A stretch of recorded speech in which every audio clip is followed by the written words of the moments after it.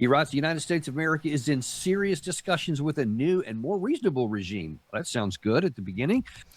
Those discussions are only in Trump's head.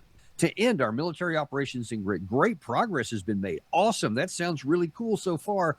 But if for any reason a deal is not shortly reached, which will probably be the case, and if Hormuz Strait is not immediately open for business, we will conclude our lovely stay. I guess we went from war to excursion to now stay. Lovely stay. At that. In Iran by blowing up and completely obliterating all of their electric generating power plants, oil wells, and Karg Island, and possibly all desalinization plants.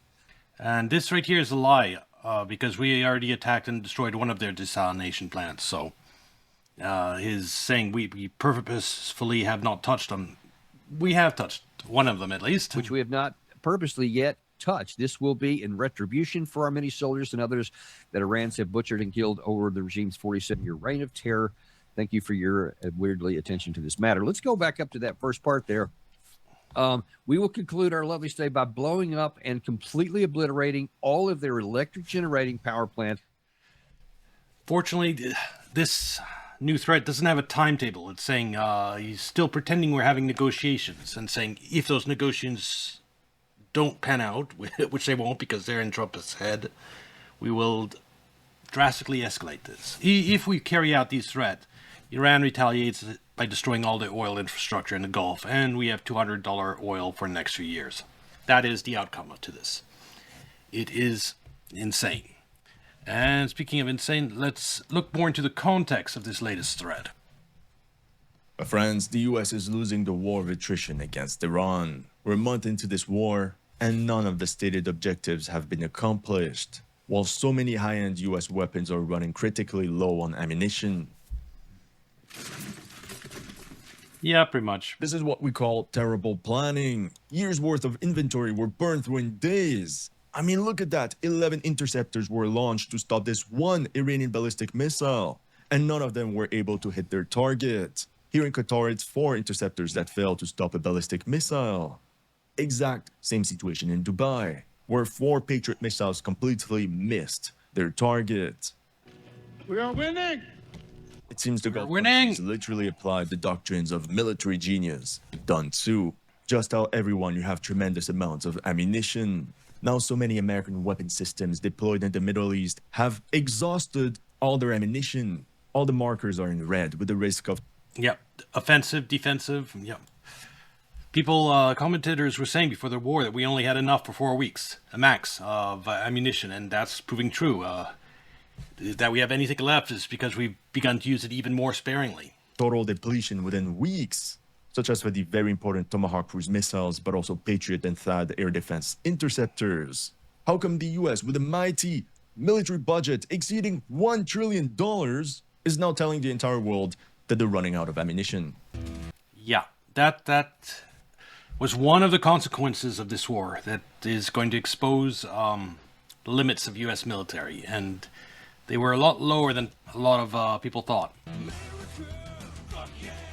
After a month of war, the US and its allies launched 5,900 interceptors to counter 5,500 Iranian drones and missiles. This rate of attrition is simply not sustainable. And guess what? Now the Houthis entered the dance as well. I'm sure the US has it all figured out, right?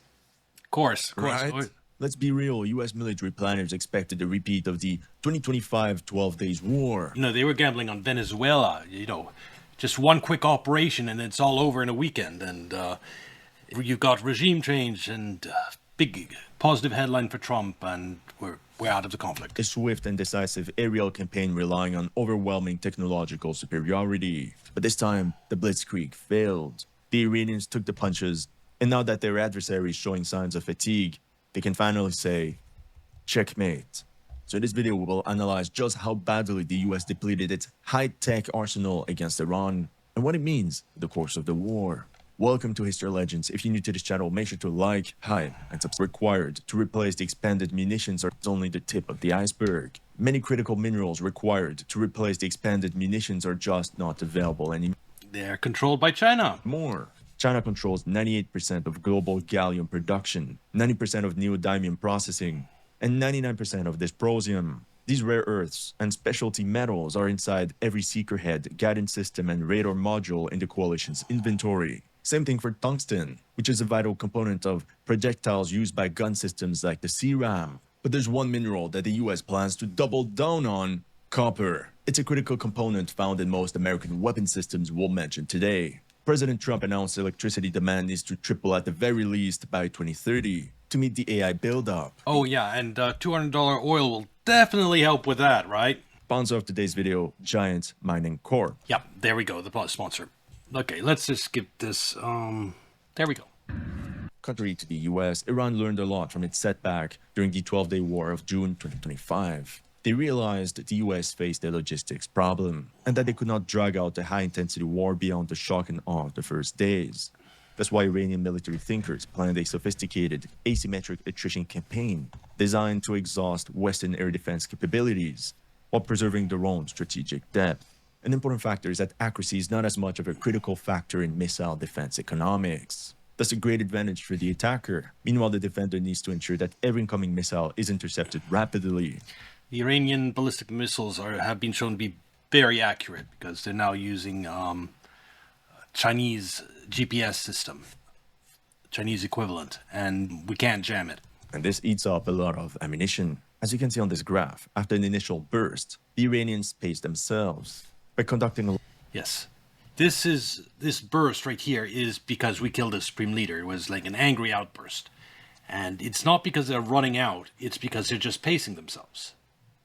Flared, sustained salvo attacks combining cheap drone swarms and low-cost missiles as an expendable vanguard, Tehran forced a punishing cost exchange ratio where million-dollar interceptors were traded for platforms costing a fraction of that. This saturation tactic led to a catastrophic logistical bottleneck for some of the main strike capabilities in the US arsenal. And we're only a month into the war. Here's a nice diagram of the various air defense systems used. Yes, this is a nice diagram. David Slings, yep. By the US and Israel. Iron Dome. The ones running critically low at the moment are the Patriot system, THAAD, SM2, SM3, SM6, Arrow 2, Arrow 3, and David Sling. That's when you might be wondering. But look, it's one of them where they're not short of.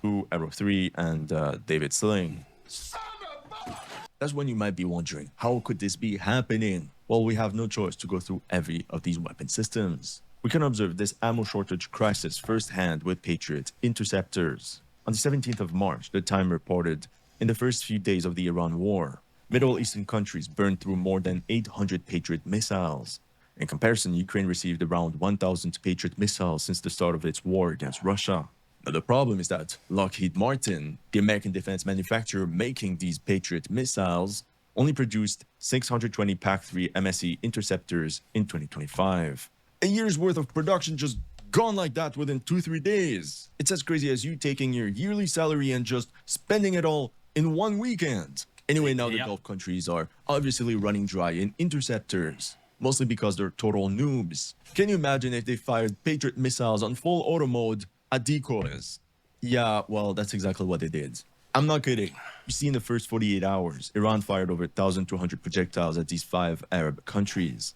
But 70% of them were drones. These saturation attacks aimed to overwhelm enemy air defenses and drain their interceptors. And it worked. According to the Foreign Policy Research Institute, Gulf partners fired nearly double the number of Patriot interceptors as US forces. Yep, they wasted them. Is it because they had to deal with more targets? Or is there another explanation, such as the complete lack of draining and trigger control? I'll let you think about it for a second. Well, according to the Time, the Gulf troops left their batteries to take cover and the Patriots fire in automatic mode. In comparison, the Ukrainian crews of Patriot batteries... Wait. Analysts suggest a difference in approach, maybe because Gulf's troops leave their batteries to take cover and the Patriots fire in automatic mode.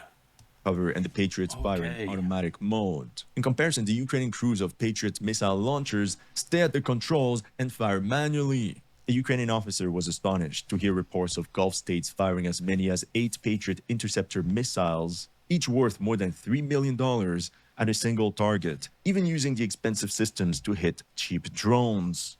Oh, okay. I mean, this is Ouch. extremely interesting. You can provide the same weapon system to two different countries, and the result will be vastly different. According to the Payne Institute, in the first 96 hours, the Gulf partners fired 618 of their 4,000 Patriot PAC-3 interceptors, or 15% of their total inventory. To no surprise, the US is now stonewalling requests by Gulf states to replenish interceptors, because they know they'll just burn through the ammo within a couple days. And also because, let's say, another Middle Eastern state gets priority. By day 16 That's the more important reason, honestly. of the war, this figure increased to an estimated 1,285. By when? Of the war, this, let's say, another Middle Eastern state gets priority. By day 16 of the war, 16, day 16. So, yeah, okay. this figure increased to an estimated 1,285, or a third of all their Patriot missiles. In the end, we can believe that after a month of war against Iran, only about half of their inventory remains. At this rate, in a month from now, between the end of April and early May, the Gulf countries will have officially run out of Patriot interceptors. According to the CSIS, the US Patriot I think Qatar or UAE got some Patriot interceptors from Greece, so they might have a little bit more than 4,000. inventory was about 2,000 units, of which 1,600 were the most modern PAC-3 MSE variant. However, 2 weeks into the war, US Patriot batteries fired approximately 400 interceptors, 20% of the country's arsenal. At the current rate, the United States still have 4 months until 50% of its stock is depleted. Meanwhile, after a month of war, Saudi Arabia only expended about 8% of its Patriot interceptors. So I think it's realistic to think that they could sell some of their extra stockpiles to the UAE, for example. But of course, at a premium. At this point, the entire coalition still has about 6,000 Patriot interceptors, down 30% since the start of the war. They will have to make it stretch because that's all they'll have access to this year. It's like when you're squeezing the last bits of toothpaste until your next pay. The only problem is that you don't know when you're actually going to get paid. And now to add more fuel to this huge ammo shortage crisis, Ukraine is still asking for more Patriot missiles as well. From a geopolitical standpoint, They the aren't- US is getting humiliated. And They you know aren't getting it, the Ukrainians. No more air defenses for Ukraine. it's bad when it's Ukraine, a country already at war, that agrees to help the Gulf countries.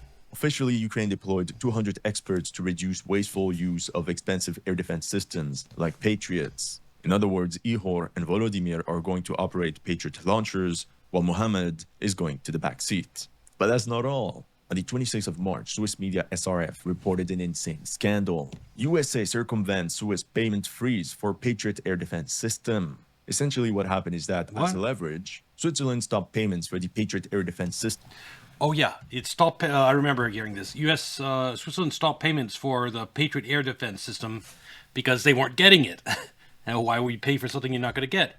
But Essentially, what But- happened is that, as leverage, Switzerland stopped payments for the Patriot air defense system in fall because delivery has been delayed for years.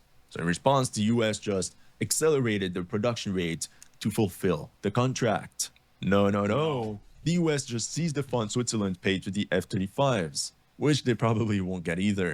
Oh, look, it's super stealthy Swiss F 35. That's right, they got scammed. The gangs of New York strike again. The story of the Patriot missiles is a complete clusterfuck, and that's why you should always diversify your portfolio. So to fill in the gaps caused by the lack of available Patriot missiles, the UAE ordered Chungong-2 surface-to-air missiles from South Korea. That's because in January 2022, the UAE signed a $3.5 billion deal with South Korea for 10-fold Chungong-2 batteries. But as of 2026, only 2 batteries were operational. The South Korean launchers fired 60 interceptors during the recent Iranian missile and drone attacks, I haven't heard much about this. Let's see. How did they perform? allegedly achieving a high success rate, and this depleted some of their initial loads. That's why on the 9th of March, a UAE Air Force C-17A Globemaster III airlifted 30 interceptors from Daegu Air Base in South Korea to Al Dhafra Air Base in the United Arab Emirates. The main reason behind this purchase is cost effectiveness. Chungong-2 interceptors are reported to cost roughly 1/3 to 1/4 the price of Patriot PAC-3 missiles,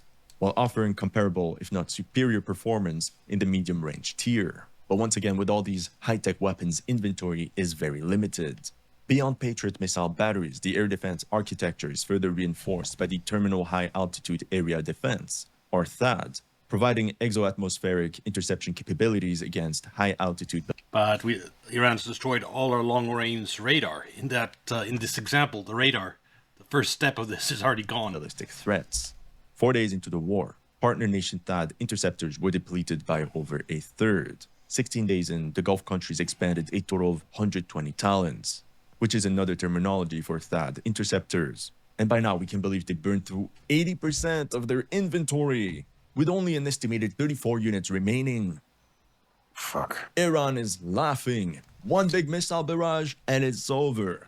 Now, the problem for the Gulf countries is that THAAD interceptors are also used by Israel, whose batteries fired 22 missiles, meaning they depleted 46% of the Israeli inventory by day 16. And you can imagine the situation now. The US military deployed in the region is not in a better shape. Last June, CSIS estimated 534,000. We'll get to it later, but apparently 8 out of 10 Iranian missiles coming into Israel right now get through. 8 out of 10. That's according to a report published in Israeli media. So their air defense is... They might have used up more than he's saying. THAAD interceptors in stock prior to the 12-day war, during which more than 150 were used. So realistically, we could stand at about 380 units available before Operation Epic Fury. Now, by day 16, analysts believe the US fired 198 talons, thus depleting the US arsenal by up to 50%. After a month of war, we could be standing at a 70% depletion rate, with only an estimated 114 THAAD interceptors left, and in the best case scenario, 230. Considering you need 48 interceptors to reload the battery, is not looking good. The disaster is exacerbated by the fact that Lockheed Martin's output is estimated at only 96 units per 96 units per year. Oh, shit. Here we go again. That's approximately what the US fired in the first 4 days of the war. 1 year of extremely expensive ammo just gone like that. This is not sustainable. And this makes me reflect really hard on the US doctrine regarding its air defense. But in this case, ammunition is not even the only concern. Iranian forces skillfully managed to destroy one ANTPY-2 battery radar in Jordan, which is the core sensor of a THAAD battery, and severely damaged 3 others, one near Prince Sultan Air Base in Saudi Arabia, and 2 in the UAE. With only 8 THAAD batteries worldwide, losing radar coverage on 4 of them significantly strains the US layered missile defense network across the entire region. As you can imagine, such radars are not repaired overnight, and building new ones will take years. That's why on the 12th of March, footage shows all 6 THAAD launchers being removed from the US base in Seongju, South Korea, being redeployed to the Middle East. The South Korean government was against it, but let's just say... Let's just take all the air defenses from South Korea. Great idea. They didn't have much say. This is exactly where South Korea was sitting that night. US warships are also in deep trouble. The US Navy's Aegis combat system uses 3 main missiles. RIM-66 Standard Missile 2 to shoot down Aspengold should really have a look at this video to understand how fucked we are in Iran. aircraft and cruise missiles. RIM-161 Standard Missile 3 to hit ballistic missiles high up in space. And the multi-role RIM-164 Standard Missile 6, which is used against cruise missiles and drones, as well as against ballistic missiles in their terminal phase. Like American seamen say, nothing beats a good rim job at Mach 3, am I right? Lololololol. Yeah, let's just say American sailors are also trigger happy. One Ukrainian officer told of time. For example, they used SM-6 missiles from a ship, a very good anti-missile missile. This SM-6 cost about $6 million, and they used it to shoot down a $70,000 Shaheed. That's... Yes, there's so much asymmetrical waste going on in the Middle East right now, from the US, Israeli, and Gulf nation side. Literally the definition of overkill. So the Americans are laughing at Gulf countries, but look, they're doing the same thing. That's when we learned that the US Navy fired 310 missiles by day 4 in the war against Iran. 16 days in, 431 were expanded, meaning that by now, a month after the start of Operation Epic Fury, US warships depleted just over 20% of the total inventory. Now, at this rate, the US Navy can stretch its stockpiles until October 2026. But you know what? It wouldn't be a problem if the US had infinite amount of ammunition. Once again, the problem is that Raytheon currently only produces 125 SM-6s per year. And it's gone. On the first days of fighting. From a historical perspective, it's extremely interesting because the same thing happened during That South Park clip is absolutely hilarious.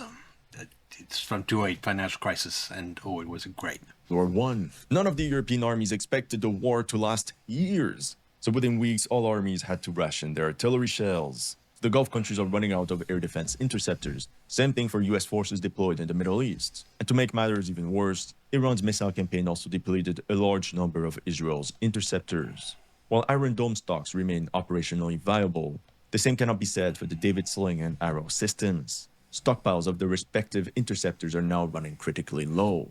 According to the FPRI, on the 28th of February, Israel had 250 David Sling Stun missiles in reserve. However, by day 16, the Payne Institute reported 135 stunners to have been launched, or 54% of the total. The situation is even worse for the Arrow system. 96 hours in, Israeli forces burned through 80 of its stock of 150 Arrow 2 and Arrow 3 anti-ballistic missiles. I mean, look at this. 6 Arrow 3 interceptors got dribbled by 1 Iranian missile.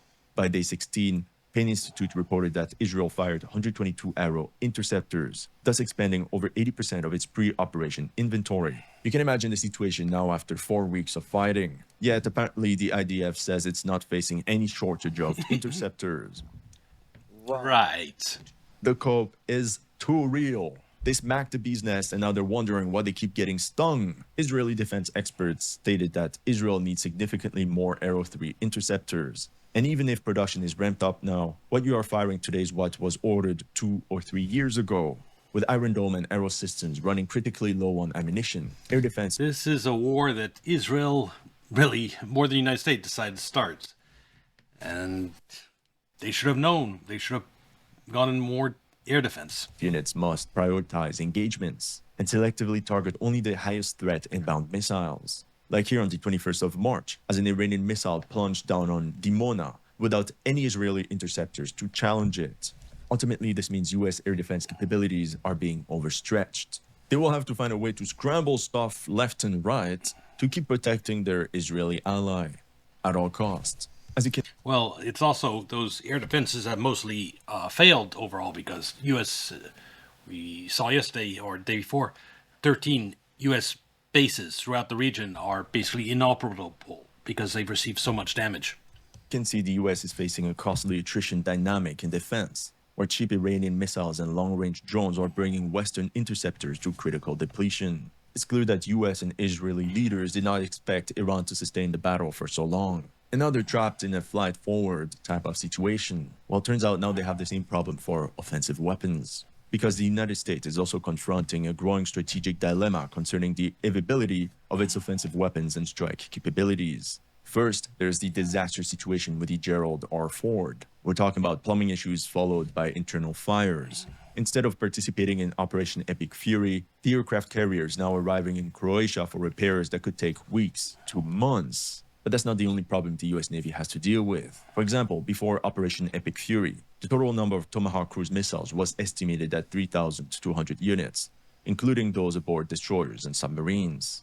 By day 16, 535 Tomahawks had been fired, or 17% of the inventory. The Financial Times reported it's a massive expenditure of Tomahawks. And United States needs some reserve of Tomahawks to deal with China in with regard to Taiwan. They need deterrence. They cannot use them all. So keep that in mind. The Navy will be feeling this expenditure for several years.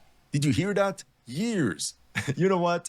China is laughing. That's when on the 27th of March, the independence declared. The US has fired 850 Tomahawk missiles into Iran. That means 1 month into the war, the US Navy burned through 25% of the country's Tomahawk stockpiles. Just like with air defense interceptors, the dilemma is that the US Navy...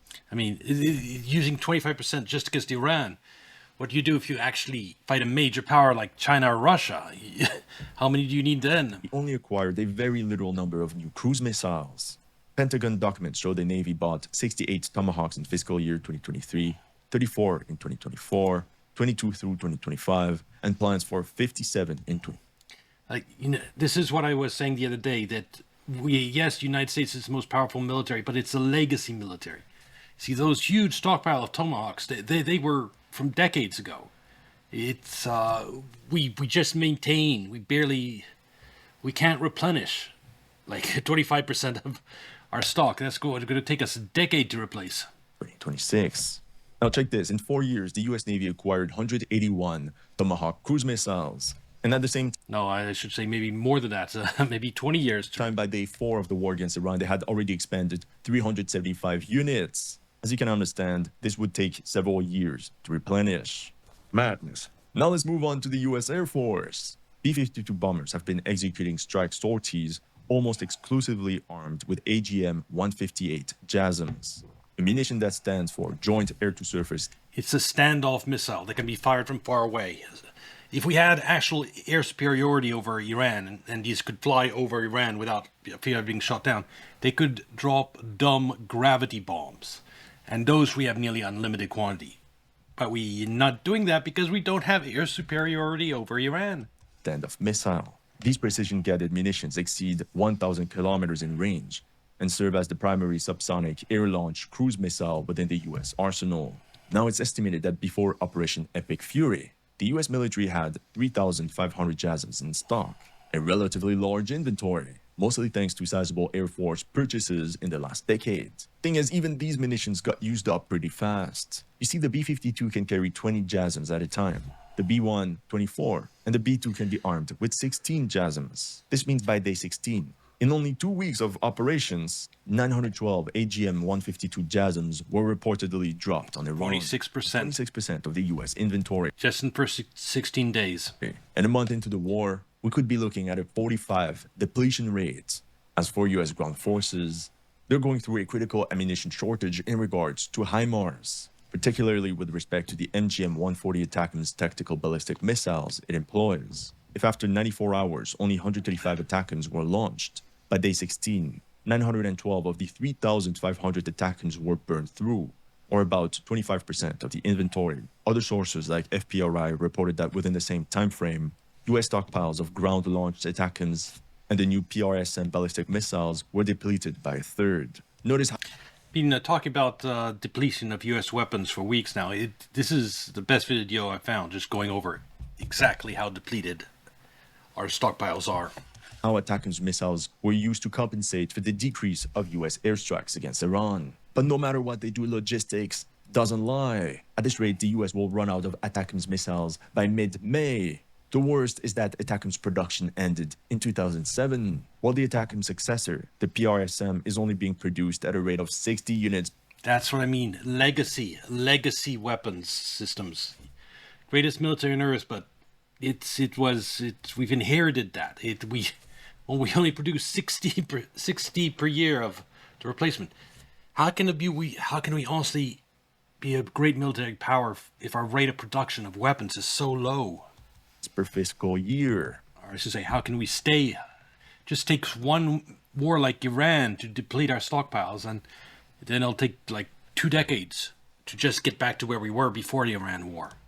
Within 2 weeks of war, US forces expanded 15 years worth of ammunition. Yeah, this is not going to work. In conclusion, the US blitzkrieg failed. US military planners expected a short and decisive aerial campaign using their technological superiority, but it failed. Inventory for dozens of missile systems have been depleted, and now the US is stuck. Iran can produce over 100 offensive missiles per month, and it has an inventory of tens of thousands of long-distance drones, and that's without taking into account possible Russian help. Oh, they're getting Russian help. That production rate surpasses the manufacturing output of the dozen critical weapon systems in the US arsenal that are currently being depleted by the ongoing conflict. Even worse, the draining of critical systems and high-end munitions is particularly affecting US positioning in the Indo-Pacific region. The tragedy is that towards the end of Operation Prosperity Guardian against the Houthis in Yemen around April 2025, the acting chief of naval operations, Admiral James Kilby, already warned that the munitions industrial base must be revamped to upkeep the US magazine depth for a future protracted conflict. And as always, nothing was done. Nothing was done. And now it could be too late. Like Brandon Weichart wrote on 1945, given this tragic reality, Iran can produce missiles at a greater rate than the Americans and their allies can build interceptors to stop them. Yep. He added, in short, the Iran war is exposing a brutal truth that Washington has spent decades avoiding, that America's military is optimized for short bursts of overwhelming force, rather than sustained industrial warfare against a determined, well-prepared adversary. Absolutely true. This means the US will either have to stop this war now and take the L, Yeah, they'd have to basically surrender to Iran, and Trump is not willing to do that. It'd be political suicide for him. or double down. We know Trump. We know Trump. On the 25th of March, That's why a ground invasion is absolutely coming, because he sees these weapon stockpiles running out, and we just continue on course, we're going to run out of all these weapons. So he has to double down. He has to do a ground invasion. Reuters wrote, Pentagon says it will ramp up war supplies with defense companies. Yet 3 weeks ago, on March 6, Breaking Defense also reported defense companies to quadruple production of exquisite weapons, where Trump met with 7 execs of 7 defense contractors, and they have agreed to quadruple production of the exquisite class weaponry, in that we want to reach as rapidly as possible the Yeah, but that doesn't happen instantly. highest levels of quantity. The problem And you need rare earth. is that the US needs the ammo right now, not in a year. And hold on, the strange part is that expansion began 3 months prior to the meeting. So if I understand properly, the President of the United States is now publicly admitting that 3 months ago, he made a secret deal with America's defense contractors to quadruple weapons production before we even knew there was going to be a war with Iran. Yeah, it's almost like the Iran war was set in stone, and that all negotiation were just a fake. Anyway, it must be a strange coincidence, right? As of now, this means the US military will have to adapt and compensate by using low-cost systems, such as the Sting interceptor drone developed by Ukraine. Same idea in terms of strike capabilities. Just like Russia, the US might need to find ways to leverage vast existing stockpiles of cheap munitions, like GBU-31 JDAMs and GBU-39 small diameter bombs, and find a way for them to replace ballistic and cruise missiles. One thing is for sure, it's easy to start a war, but nobody knows how and when it will end. That's all I have for you. Okay, that was a great video. Let's continue on to the problems going on in Israel. The dramatic escalation on the battlefield, and the scale is staggering. Hezbollah fighters claim they've destroyed dozens of Israel's most advanced tanks in just hours. What's now being called a Merkava massacre is sending shockwaves. The era of drone warfare. It's the reason why tanks are not used on the front line in Ukraine by either side. They're held further back and like only brought in for brief operations, and then they often get destroyed when they are. Drone has made tanks nearly obsolete. Waves across the region. According to Hezbollah, at least 21 Israeli Merkava tanks were destroyed within just 24 hours on Wednesday. By Thursday morning, the number had surged, with claims of at least 20 more direct hits. This brings the total number of destroyed tanks since March 2nd to at least 73. But the numbers did not stop there. By Thursday, informed sources suggested that dozens more Merkava tanks had been targeted and destroyed. The total figure is now being reported as nearing 100 tanks across multiple... And the thing is, because there's all this camera footage of every drone strike on tanks, it's a lot easier to verify how big the actual loss is. You could just count the number of videos. battle zones. The strikes were spread across key locations in southern Lebanon and northern occupied territories. In Debel, 3 Merkava tanks were hit using guided missiles in precise attacks. The strikes indicate a highly coordinated and targeted offensive. In Alcantara, multiple tanks were struck near strategic points, including a technical school and a reservoir.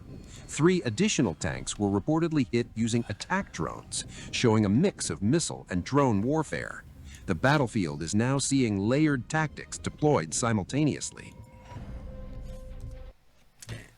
It is March 30th, 2026, and Iran is continuing its strategic response with its 87th wave of attacks targeting U.S. and Israeli military sites across the region. As a reminder that despite Trump's latest statement on Truth Social insisting that everything is fine, that we are on our way to a deal, that Iran is about to for the current conflict, and what should we be keeping an eye on? News roundup. Estevan, thanks so much for taking the time to join me. Always a pleasure, Rachel. Thank you for having me. Yeah, it's great to have you back on the show. Now, I want to get your take on the latest here, as I know we are now on day 31 of this illegal war of aggression waged by the U.S. and Israel against Iran. And if you ask President Trump, everything's going great, right? Washington has won the Trump has been saying we've won for the last 4 weeks. war 10 times over. Regime change has been achieved, apparently, and Iran is getting ready to hand over all of its oil. But if you look at Iran, not only are they continuing their strategic response operation True Promise 4, but the Iranian parliament speaker is accusing the U.S. of sending messages of negotiation and dialogue while secretly planning a ground attack, but noting that, quote, our men are waiting for the arrival of the American soldiers on the ground to set them on fire and punish their regional allies once and for all. So I'm sure we are sending messages of diplomacy through third parties like Pakistan. And at the same time, we, of course, are putting U.S. troops into the theater. Now of 11,000 troops, new troops, not all of them combat, So how do you see and more coming. the current state of this war, as we do have reports that the U.S. is sending troops with the intent for a possible attempted ground invasion of Iran? I remember when this war started, right? And you had the Pentagon officials, I think Pete Hegseth was the one that was lobbying around the phrase FAFO, F around and find out. And it feels like that has completely turned around. Yes, he should not have been saying that. The one who's fucked around and found out is definitely Pete has sex. Because now it's the Iranians for the past month, honestly, that have been dictating the pace of the war, that have been steadily dismantling U.S. bases across the region. Now U.S. troops that are conducting, right, the logistical side of things have to do it. Work from home, essentially. Their bases are gone. They're getting kicked out of hotels. I mean, there's so many angles to what's happening. And of course, that fits into Donald Trump's narrative, right? His rhetoric. He's been saying this war was won from day 2, I think. I mean, it's been endless. It's been nonstop. And it just makes you wonder, then why? I don't know how much harder we can afford to win at this rate. Why are you still there? Why do you keep sending troops? Why do you keep sending money, asking for 200 billion from Congress, and egging on the Gulf nations to join the war, insulting NATO partners for not joining the war? And on the other hand, you have Iran. That is, I mean, they're suffering, as you said, Rachel, a war of aggression, a brutal attack. I mean, CENTCOM has said that they targeted, I want to say, around 11,000 or 13,000 targets over the past month. How many of them were military targets? Because we've seen the University of Tehran get bombed. We've seen the UNESCO World Heritage Sites get bombed. We've seen schools, elementary schools get bombed, sports. I mean, I could go on. And it is essentially what we're witnessing is the same thing we witnessed in Gaza and that we're currently witnessing in the south of Lebanon, which is a scorched earth strategy with the hopes that this is going to change the reality in the ground, and that gets further and further away.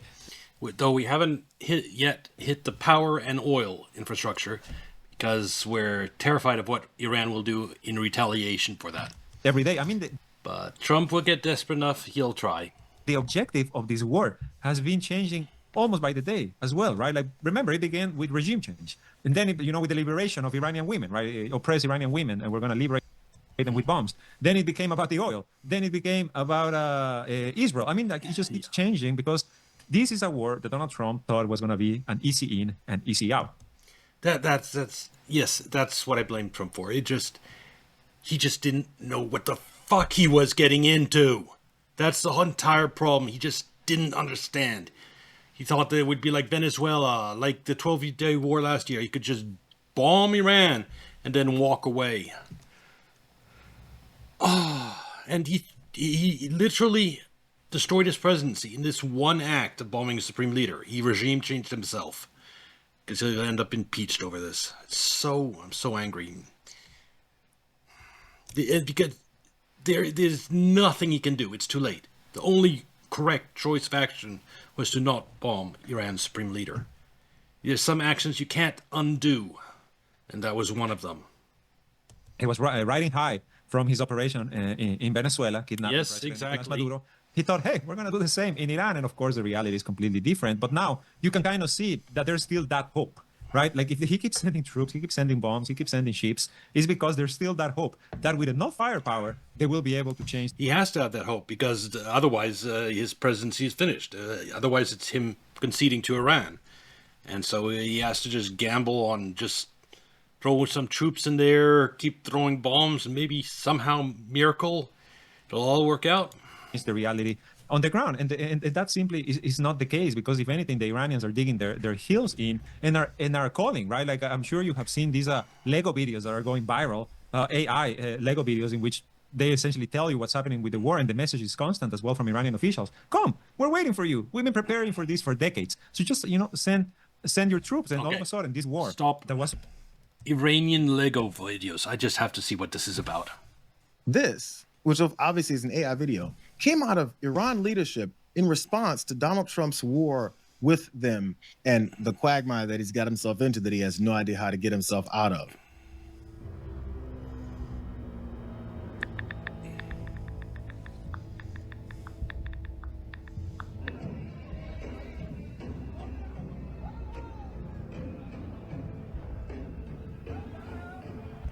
Is that Netanyahu like completely hospitalized and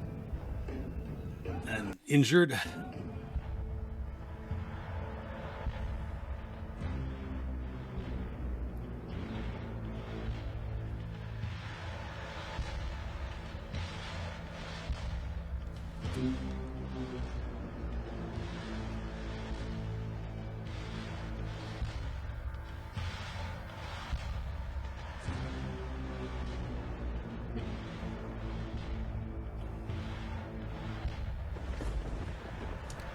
Yep. So Iranian. That's hilarious. Oh, and the coastline is Legos, yes.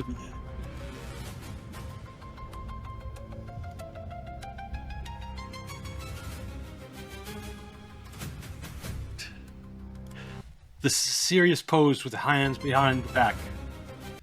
But it's Lego. It looks so stupid.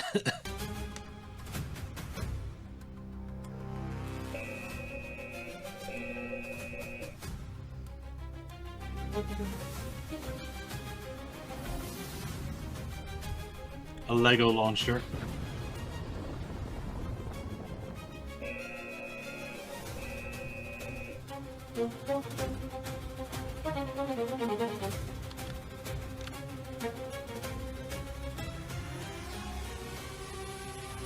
Boom.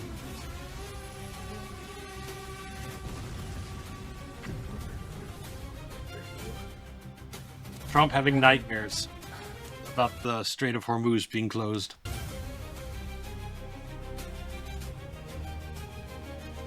Gas going up at the pump.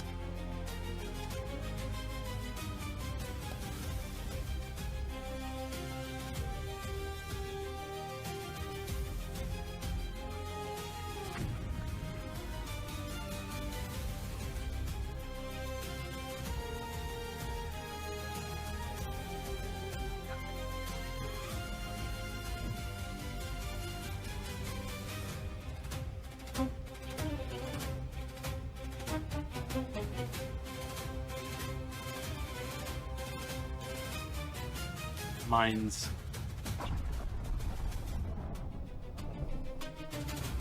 Eagle on oil.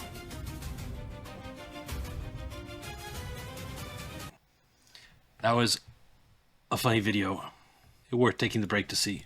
supposed to be 4 days, I think was the initial assessment from the White House. It's very quickly going to become a war that doesn't last for months. It's going to be a war that can last for years. I mean, this can be a quagmire that is even deeper than Iraq, than Afghanistan, and Donald Trump at the head of it. And in the name of what? Like, what is the? I think personally, it lasts till the midterms. Is my time frame. After that, after Democrats win midterms and they're busy impeaching Trump, Iran has accomplished its biggest objective of. It's gotten revenge. It will be seen as a winner. If they keep the Strait of Hormuz closed that long, I think they've already won. Like 6 months, I've said. That's it. They've won. So at that point, they'll be probably more open to negotiations and will be more desperate. And so I do think that the Strait of Hormuz will probably be open within a year, probably. But not guaranteed. Well, we'll have to see how it all plays out. If Trump gets impeached, how long does that take? If Vance replace him, they can negotiate with Vance.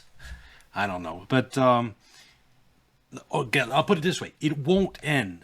It'll go on at least 6 months. After that, it's possible for it to end, I think. but not guaranteed.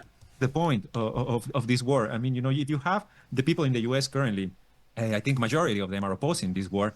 It's because they weren't propagandized enough, right? Like the White House didn't do the work beforehand. They didn't put in the effort to propagandize the population into supporting this war. They just kind of Yes, and that is starting a war from a position of weakness, because if you don't have a huge groundswell of popular support for a war, you have no ability to take casualties. It's because if you already have low support for it, casualties will shrink that to the point where it's just not viable to continue fighting.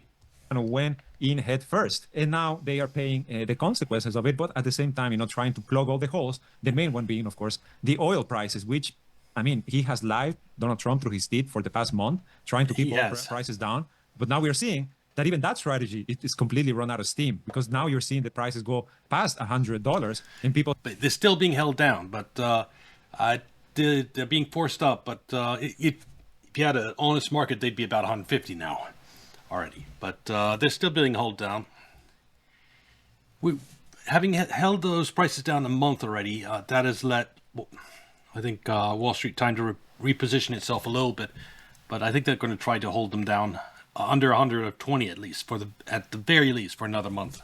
Was saying if this goes past April, we're going to be seeing oil prices reaching close to $200, which is what Iran said at the very beginning of the war. Yeah, it's insane to see the way that this has escalated. And exactly as you said, if we go back to, say, the U.S. invasion of Iraq and how the Bush administration, they really put in the work, right, to convince the American people that this country has weapons of mass destruction. They are a direct threat to us. We have to go after them. The Trump administration's messaging on Iran changes every day, if not every hour, right? I'm going, okay, are we trying to open up the Strait of Hormuz that was open before we launched this war? Are we trying to achieve some sort of regime change, which now they're claiming that they've done, apparently? And exactly as you were comparing it to Venezuela, it really does seem like Trump thinks in his most recent Truth Social post, right? It seems as though he thinks that we are just going to go in and quote unquote act like we control the Iranian government. But Iran is not backing down. Now Trump continues to escalate. We've got reports of plans for a potential ground invasion, and they typically revolve around talk about the seizure of Karg Island or the targeting of Iran's coastline along the Strait of Hormuz in order.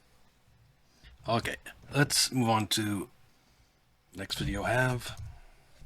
Well, we better buckle up, because this Sunday afternoon, we are now 8 days away from April 6th. That's the date that President Trump says Iran has to comply or face an even more devastating next phase of this war. By the way, a delay that Iran didn't even want. He extended that deadline by 10 days, and the media wants you to believe that means that Washington is in total control. But over the past 24 hours, the real picture coming out of this battlefield has been absolutely brutal for the official narrative, because over the past 24 hours, we got some devastating new information that completely blows apart the propaganda that we're being fed by Washington, by Tel Aviv, and of course by the mainstream media, which is in lockstep with both of these governments. And they are basically PR arms of the Pentagon. Here's the reality on this Sunday that they don't want you to focus on. The Washington Post reporting that the United States has already burned through more than 850 Tomahawk missiles in just 4 weeks as we now enter this second month of the war. Remember, it was supposed to be a 4-day war? Okay, so think about that. More than 850. These are not cheap Tomahawk missiles. These are not easy to replace, and we don't have the capacity to replace them yet. At the very same time, Reuters is reporting U.S. intelligence can only confirm with any kind of certainty that about 1/3 of Iran's missile arsenal has actually been destroyed. 1/3? Do you buy that number? So let me get this straight. We fired off a staggering amount of high-end munitions. We've hammered them with bunker-busting bombs. 10,000 targets. We can now confirm 10,000 targets. And we can't say with any kind of certainty that we've taken out more than just 1/3 of what Iran had. That's not victory, although that's what the White House would have you believe. That's not dominance at all. That's an admission that this war is chewing through American firepower at a terrifying rate right now. Iran is still very much in the fight and has actually been holding back its most advanced weapons. It has. Everything they've been firing is their older stuff first. We haven't touched. It kind of reminds me of Muhammad Ali's rope-a-dope strategy, taking a whole bunch of punches, just waiting and just waiting and just waiting, and then pouncing when the enemy is tired and worn out, when America and Israel are at their most vulnerable. And that's exactly why this next phase is so dangerous, because now the Houthis are in. Officially, no more guessing, no more maybe. On Saturday, the Houthis in Yemen have now launched their first attack on Israel in this current war. I spoke with Colonel McGregor just this morning, who told me that Houthi intervention was timed to raise the strategic economic cost by threatening access to the Red Sea, particularly in Saudi ports like Jeddah. In addition to that, the Houthis are now compelling our forces to fight on multiple fronts and further regionalize this war beyond the Gulf.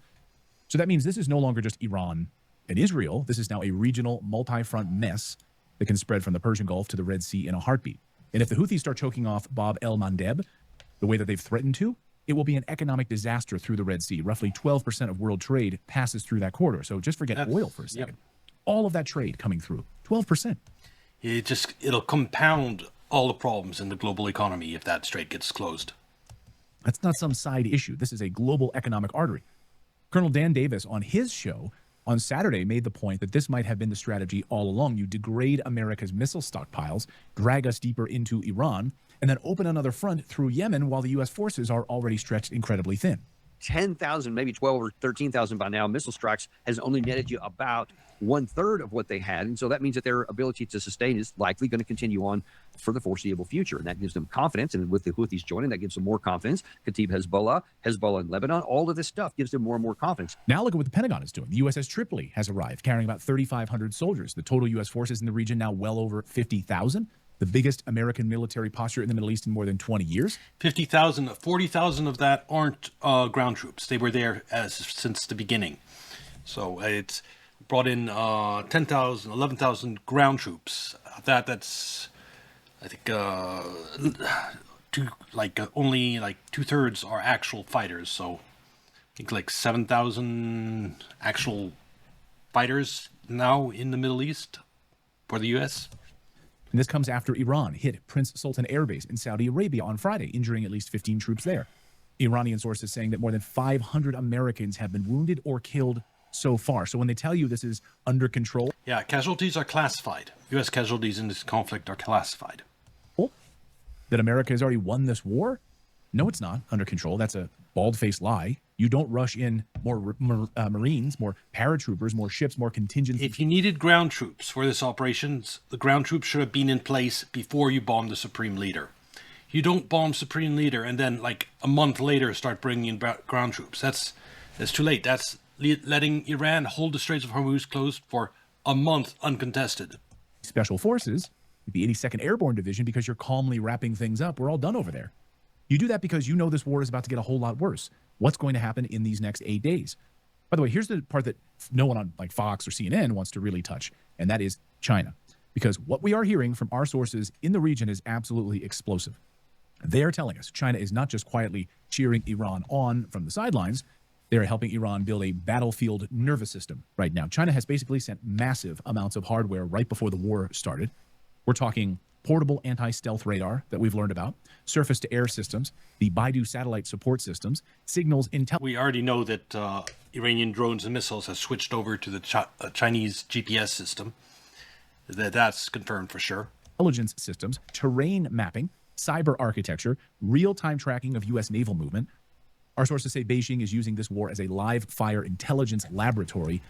Honestly, that's what I would do if I was China or actually Russia. It's just a perfect opportunity to send your weapons over without any Chinese people dying and test them out against U.S. Yeah, I would do that 100%. Against America's most advanced systems, watching everything we do. So is taking Taiwan next? What will we do? They're watching everything that we have. We're removing air defenses from the region, from South Korea. The defenses of Taiwan are getting weaker. And our stockpile of offensive weapons is also getting depleted. If China was, well, I would wait maybe 2 or 3 more months. And then, yes, that would be the... If China is going to go after Taiwan, it's going to go after Taiwan in next year. I mean, it's never going to get a better chance than this. Now, publicly, this is where U.S. officials actually admitting that China's top chip makers are supplying technology to Iran's military-industrial complex. Reuters also reported last month that Iran was nearing a deal with China for anti-ship cruise missiles. So even on the public record, China's fingerprints are all over this. China learning our systems in real time, while Iran does the bleeding, absorbing all of these blows. And the reason our F-35s are being hit, one of them downed, at least the one we know about, by Iran, is because of China. China will come in after this is over and help rebuild Iran, I'm sure. Because Iran honestly did them a huge favor by weakening U.S. this much. And weakening, like, them removing the air defenses from South Korea, that China must be thrilled about that. So they will definitely, I think, help Iran after this is over. As targeting, we are learning. So Iran wasn't doing this on their own. It's all China. Remember, these aircraft, by the way, were supposed to be unhittable. That's why we spent, tens of billions of dollars on this F-35 program. They're unhittable. Okay, not anymore.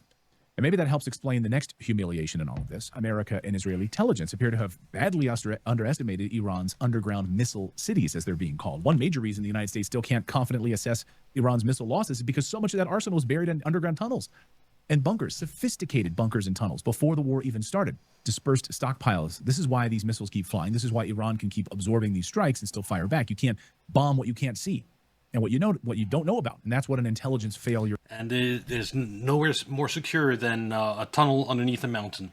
Even a nuke can't get through a mountain. That's why when we test nukes, we bury them underground, deep underground.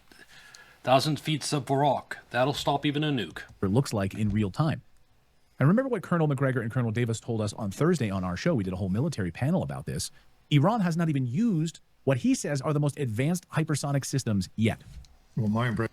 I think they've used one or two Fatah 2 and Fatah 3s. Like they've used just one or two of them. But they have more than one or two. Is that they have a large number of hypersonic missiles they have yet to fire. That's very clear. They made that clear because they started utilizing older missiles for the purpose of wearing down air and missile defenses, also identifying air and missile defense batteries and radars and so forth. I don't see any evidence that they're about to run out. So let that sink in. They're exhausting defenses with older waves while holding back something far worse that we can't stop. Now let's talk about the propaganda on casualties, because this is where the media really loses me, loses all of us. We keep hearing the fairy tale that Israel is basically taking light damage, that everything is under control, that Iran is lashing out wildly and achieving nothing. Really? New reporting over the last 24 hours, citing Israel's health ministry, says 142 people were brought to hospitals in the last 24 hours alone. 142. So no, this idea that Israel's barely getting touched is nonsense. We're also hearing from multiple sources that the number of Israeli wounded is over 5,000. Yeah, you won't hear that on Fox News or CNN. And when governments start tightening information, 5,000 injured. And how many dead? During wartime, you should assume the real picture is worse, not better. Dr. Trita Parsi on our show earlier this week revealed that within 24 hours of this war starting, the United States classified U.S. casualties. You don't classify U.S. casualties if you're proud of how well things are going. So while all of this is happening, the economic fallout is already... Yeah, and so we might find out that there might be a dozen more casualties than there actually are.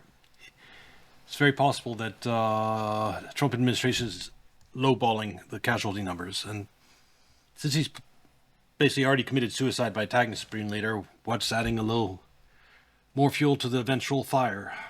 Here, Brent crude prices closed Friday, $112 a barrel. Price is going to go much higher if this drags on. The Strait of Hormuz Saturday morning effectively closed. Reuters also says this war has taken about 11 million barrels a day of global oil out of the supply chain. 11 million.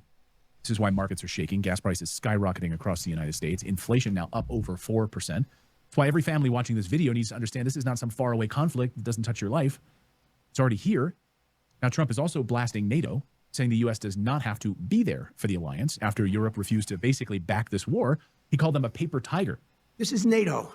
And I've always said NATO's a paper tiger. And I've always said we help NATO. Okay, let's move on. Is this being conducted in the way that the president says, everything going entirely according to plan and ahead of schedule? Or is the view that I generally have, that it's all very chaotic, that it wasn't thought through properly, that there wasn't any clear idea of what the enemy was about or of how the enemy would respond? Is that more accurate? And where, in fact, are we at this point in this war? So I think that the first thing to go back to, Alex, is that your point that this does not appear to be very well thought out, I think is right on the money. This appears to have gone off half-cocked. And a great way to contrast this is take a look at different kinds of operations that we've run in the past. I'll go back to Desert Storm and to Operation Iraqi Freedom as examples. And we had a massive buildup in the region before we went to war in both cases. Exactly. And the important thing to accent with... That's what if you actually determined to attack Supreme Leader, build up the sufficient forces. Those two operations they're pretty consistent with the way America goes to war. You cover all contingencies. Exactly. All contingencies, including closing the Straits of Hormuz. You have to have a plan for that. You cannot bomb Iran's Supreme Leader without having a plan to deal with the Strait of Hormuz. The top could possibly bubble up. That is fundamentally all these things about depleted inventory of missiles, Iran's missile factories under mountains, all that. Yes, it's bad, but the real problem, the real reason this is going to end Trump's presidency is the Straits of Hormuz. If he had at least had a plan for that, he could have salvaged something out of it. It wouldn't have been absolutely terminal. But the wrecking the global economy because you just didn't plan at all. Yeah, no one to blame for all this but himself. As you're conducting these operations, so you have the flexibility to react to different things that go on. And what it looks like with this operation, I know what it looks like really, is what has gone on is that we have just now plussed up the number of troops in theater. Exactly, just now. To 50,000. Before this, it was 40,000. Yeah, 40,000 was what we needed just to do the bombing. And that did not have a ground combat element. The number of aircraft that were put in theater to conduct these operations from day one are way less than any other operation we've done in the past. And that's not to say that I agree with anything that's going on. I'm firmly against this. It was a terrible idea. It's an unnecessary war. It is a war. Basically, my thing, if you're going to do it right. But doing something stupid in the worst way possible, that's a decision that'll end presidency. Choice once again. But if you're going to pull the trigger, you can't just assume that you're going to walk in and win because you have the most well-equipped or best trained military in the world. You have to put all the assets in place to cover things like, say, the Straits of Hormuz being closed. Absolutely. To me, this is indicative of an operation that we're not prepared for because it was one that we probably didn't want to do. And if you take a look at the statements from the Secretary of State, from the Speaker of the House, very early on saying that justification for us going to war was because the Israelis were going to go to war and the Iranians would then respond and drag us in. And that is indicative of something that's very much not in. Yeah, I think we were dragged into it. I think part of that I reviewed on a stream earlier is that Trump was tricked into thinking Iran was trying to assassinate him. He like the Butler assassination attempt, he was fed information that Iran was gunning for his life. And that's why he at one point made a statement, I got Supreme Leader before he got me. So, Deep State successfully tricked him into thinking Iran was after his life. I guarantee you it wasn't Iran. I guarantee you. It had absolutely no sense. It's the Deep State. It's the same people that did the Russian hoax. The corrupt core of the United States that was after him, not Iran. In the American strategic interest. And if we want to boil this down to one specific contingency, which is plaguing the entire world right now, that's the closure of the Straits of Hormuz. This was the most obvious thing that the Iranian regime would do if they were. I knew anyone who knew anything knew with some kind of existential crisis. Not just obvious in the sense that any analyst or the media could take a look at it from inside government. It was very obvious. I participated in track 2 negotiations. Honestly, Trump himself knew this. The thing is, he told himself that it would be over in 48 hours, and that the regime change right away. But he still knew that if there wasn't regime change, they would close the Strait of Hormuz. He knew that. He was just gambling everything on there being a Venezuela moment where he could instant victory, instant pro-West puppet government. 6-7 years ago with Iran around the assassination of Soleimani, and we talked about different contingencies should this spiral out of control, because there was a lot of thought about this back then. And the most dangerous course of action, which was relayed to us at the time, was we'll close the Strait of Hormuz if this goes too far. So that's not a secret. So where we are today is not in a good situation. I look at this in terms of the initiative on the battlefield. It's one thing you always want to keep, right? And by initiative, it means you're causing the enemy to react to your actions. You're dictating the tempo of operations. You're picking and choosing how you go about things. And we clearly don't have it. And we've created this problem with Hormuz. And any kind of operation that would go in there would be one that is incredibly predictable. It's probably been war gamed. I wouldn't say probably war gamed out by the Iranians. It's definitely been war gamed out by the Iranians. Yes, it has. And it's reactive in nature to fix a small problem that we caused rather than addressing a larger strategic question.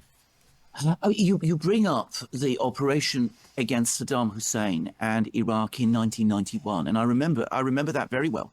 I remember the months of preparation time. I think you mentioned 50,000 troops that the United States has in the area now. The operation against Saddam Hussein, from memory, had something like 800,000 troops. 800,000 troops for the operation against Saddam Hussein. And remember, Iran is 4 times the size of Iraq. It also has a mountainous geography. It's like a defensive stronghold as the way of a country. A nightmare to try to do anything to. And so this is infinitely harder than Iraq, and we have 50,000. versus the 800 we had to go into Iraq. Brought into the area, the enormous this type of thing that people like Asmongold just have no idea of. care to build up the logistics in advance, the careful intelligence, the very careful and consistent diplomacy that took place. It seems extraordinary, given that I would have thought that on any estimate, Iran would be a much more dangerous, a far more powerful adversary than Saddam Hussein. I mean, it's a much bigger country. It's mountainous. If you look at Iraq, it's completely flat. Got a much bigger territory. It's got a much bigger industrial base. It has what by the standard. And it also has powerful friends, something Iraq never had. Iran has the backing of Russia and China, two superpowers, basically. Iraq had nothing. Standards of the region are, extensive and, fairly well-trained armed forces. And as compared to Saddam Hussein, Iran is not isolated. It has allies. Exactly. And Saddam Hussein was isolated. He had no friends at all. The Russians turned their back on him. The Chinese weren't able to help him, and they didn't particularly want to anyway. Whereas Iran has many friends. It's got powerful friends. I would have thought that an operation to attack Iran would require far more preparation than an attack on Saddam Hussein's Iraq would do. And yet, nobody seems to have talked about this. There doesn't seem to have been any red flags raised. We had less than 1 month's preparation, just moving aircraft carriers into the region. That was basically the extent of the preparations. No real troop buildup. And as you say, the Strait of Hormuz, the closure of it, was something that the Iranians had publicly talked about. I mean, they talked about that to people like yourself, who they were negotiating with, but they were saying it publicly as well. So again, I find this very difficult to understand how something like this could have happened. Ultimately, Alex, I'm in the same boat with that. It's really disheartening to see my peers and the U.S. military in general committed to something which they were clearly not fully prepared to do. And that pivots back to... it was painful for me to watch President Trump commit political suicide because I support a lot of his domestic policies. And this, nothing else to say about that. This was at the behest of another nation. And that's Israel. And I should be shy about that. I've said it a number of times. But it's in their interest to cause chaos in Iran by whatever means necessary. And if you look at the way they've conducted warfare in the region, they don't care if they blow apart a society and it crumbles around whatever regime is there, as long as they remove what they consider to be their adversaries as coherent states. From a U.S. military standpoint, you're absolutely correct about the way we built up at the Gulf War. And when we did the second iteration of that in 2003, we had the benefit of about more than a decade of a no-fly zone, where if anything moved within that box. Yes, I remember that. No-fly zone over Iraq. There's no no-fly zone over Iran. It was killed. Then we had a massive buildup of almost 300,000 troops and conducted a pretty well-targeted air campaign within Iraq to take apart the regime and to take apart their military at the same time. One thing that's, I think, very important to keep in context here is the way that the Iranians fight. They took notes both in person and from being next door on the Iraq war itself. And they understand the folly, if you will, in confronting the U.S. military head on in a conventional fight.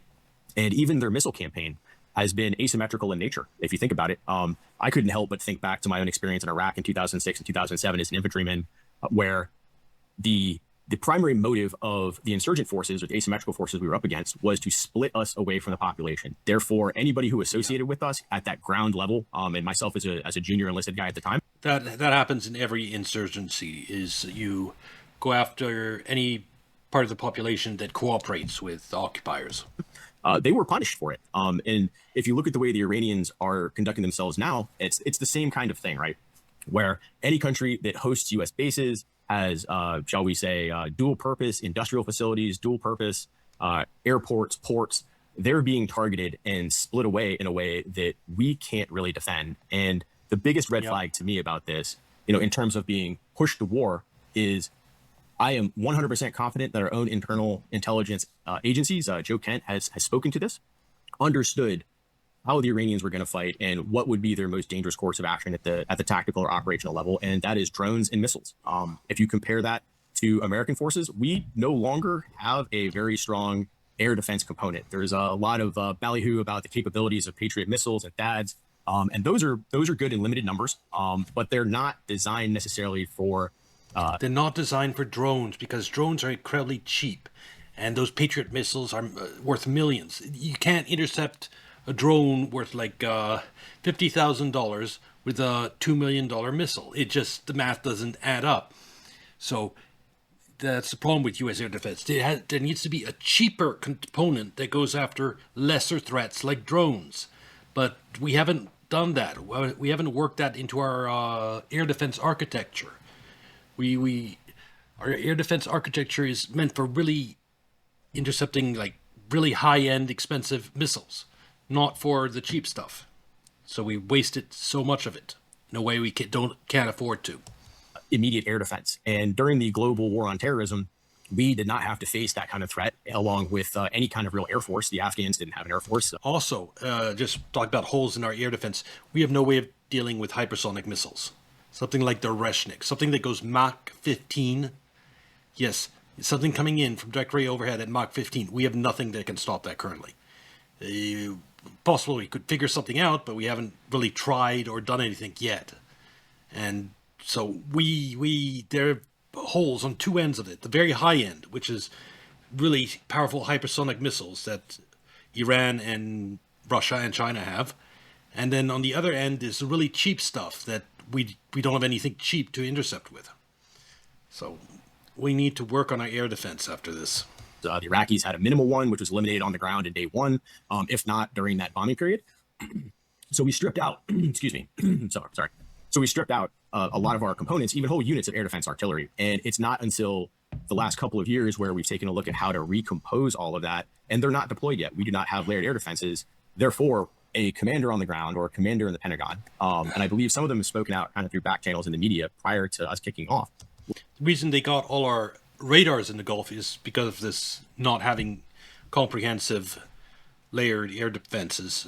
I mean, those long-range radars should have been absolute priority to defend, and we should have concentrating. It should have been much harder to destroy them. Iran shouldn't have been able to knock them out just in the first day of the war. Would understand that the most capable part of the Iranian military, the IRGC, would be their missile attack program, their drones, and our weakest link would be defending against that. Therefore, that's not a good match because we would end up fighting and we.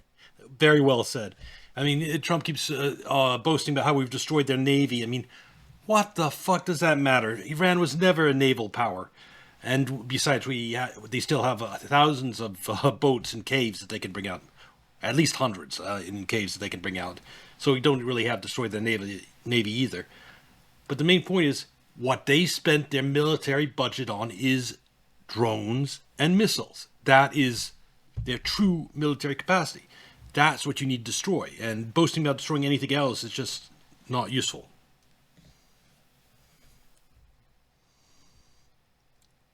All right, I'll have a look at that in a second. This is the last video I'm going to go over, and it still has a bunch to go, but I won't watch the whole thing, I don't think. We have ended up fighting their kind of conflict. Now, if this had been truly thought out, and we truly wanted to go do this, I think a couple things would have happened. We would have slowed this down. We would have put an extra 20, 30, 100, 200,000 guys on the ground who I'm not sure we have, with the ability to deploy there in the first place. But then a case would have been made to the American public about this war. It's you go back to the Iraq War, once again, a war of choice, one that was not popular, but at least the administration used a time period to convince large segments of the American population to get an authorization from Congress for a war. Two things that if Trump had done, we'd be in much better position. He couldn't be impeached over this war if he had gotten authorization to Congress, but the way he started, yes, he can get impeached. And we would have much more military options if we had more public support, because we'd be able to handle a certain amount of casualties with high public support without having it collapse. No, it's every way. So a lot of people say we have the greatest military in the world, but that doesn't mean we can win under every condition. Like if you tie the U.S. military's hand, force them to fight under the worst possible conditions, you're not going to have good performance. Like months of preparation is how U.S. military does its best job. And here after the Straits of Hormuz is closed, you have Trump basically telling military, okay, fix this. Though they had nothing prepared beforehand because Trump hadn't asked for it. Oh. And they use that time period of making the case to put the necessary troops in place to take care of the job that needed to be done. None of this was done here. When this kicked off, I think President Trump described it as an excursion. It would be a couple of days. Then it was within a couple of hours, it was a couple of weeks. Now it's a couple of months. And we have J.D. Vance out there saying, well, we don't want to be there more than a couple of years. And I'm not sure that that we can sustain this kind of conflict for that period of time. I just wanted to quickly say that I've been reading what you've been writing. You obviously are not in support of this kind of war of choice, neither are we, just to make that absolutely clear. But the points that we are debating now and discussing are nonetheless important because they are going to have to shape how, going forward, we are going to respond to this thing. Is there anything the United States can do quickly? I don't mean in a year's time, but quickly, that can turn the situation around. I've seen many people debate attacks on the islands. Again, I don't understand why there is this assumption that capturing these islands is going to make any difference ultimately to the strategic picture. I just wanted to point out this video. So I don't know if I'm going to get to it. Israel AD fails 80% Iran missiles hit target. So Israel air defense fails 80% of missiles hit their targets. This isn't from the beginning of the war. It was higher at the beginning of the war. It's now. In like the last few days, 80% of missiles are hitting their targets. But that's how degraded Israel air defense is. Point out, this is my own knowledge, that what I do know, Iran fought a long war with Iraq in the 1980s. Iraq did capture Iranian territory, substantial Iranian territory, but that didn't cause Iran to give up. They didn't capitulate because because Iraq captured some territory. So why it's assumed that the capture of a few islands is going to make a difference, will force them to change their approach. I just don't see that. But is there something I am missing here? And what about this idea of special forces operations across this enormous country, twice the size of Ukraine, mountainous in many places, with large armed forces? Again, that seems to me fraught with risk. Is there anything the United States can do that you could see, obviously because we only know what we know, but is there anything they could do that you could see as somebody with a military, an experience with within the US military, that can change this situation round fast within the next few weeks? Not months, not years, but weeks. Nope. Militarily, Alex, no, flat out. I'd love to talk about the military part of it here in a second, but go back to my experience in the U.S. Senate on the Senate Foreign Relations Committee. Any military options that might work would take months to prepare. Like it took us like a year to prepare for Operation Iraqi Freedom. Same thing, but that's the problem. The Straits of Hormuz are closed. We don't have months to prepare for a military operation. By the time we have a military viable plan and not sufficient troops in place, it will be the November midterms, and Trump will be losing. Republicans will be losing that, and Trump will get impeached. And the only answer to what's going on right now is diplomacy. We have to go to the bargaining table. We have to. But Trump can't do that. It'd be political suicide. The way he set himself up, he's been telling his. Listen to him over the past few weeks. It's victory, victory, victory this, victory that. If he goes and surrenders to Iran, basically, how do you think his supporters will take that? No, it's Republicans would join with Democrats to impeach him immediately. He can't negotiate. He's trapped. The trap he made for himself. He fucked himself over so hard when he bombed Supreme Leader. Well, I'm going to leave it here for today. Please like and subscribe. Come watch on Kick or Twitch. And I'll see you in the next video. Bye. Okay.